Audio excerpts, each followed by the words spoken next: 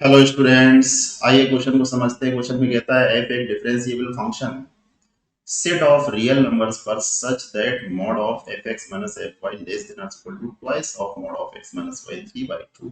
F zero की value 1 है। उस केस में हमें फंक्शन के स्क्वायर को इंटीग्रेट करना है। देखिए, सबसे पहले हम रिकॉल करते हैं जो कंडीशन हमारी गिवन है कि mod of f x minus f y less than और equal to twice of mod of x minus y and mod of x minus y की होल पावर हाफ। एक काम करते हैं, इसको इसके नीचे ट्रांसपोज करते हैं तो ये हमें मिलेगा एफ एक्स माइनस का f y upon x minus y. यहाँ पर क्या लगाया, नॉट लगाया, लेस देन और equal to twice of mod of x minus y की पावर हाफ।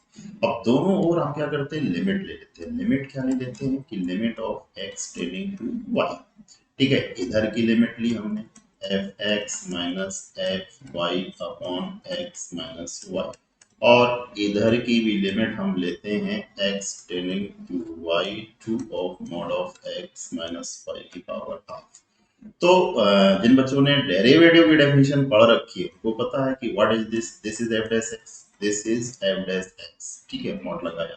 यहाँ पर एक्स टेंडिंग टू वाई करेंगे तो ये डेफिनेटली कितना हो जाएगा, जीरो हो जाएगा। अब देखिए, मॉड की वैल्यू कभी जीरो से नेगेटिव नहीं होती, जीरो से लेस नहीं होती है। तो इसका मतलब ये हो गया कि mod of F dash x यहाँ से क्या होना चाहिए, जीरो। तो एफ डैश एक्स हमें क्या मिला, एफ डैश एक्स हमें मिला जीरो।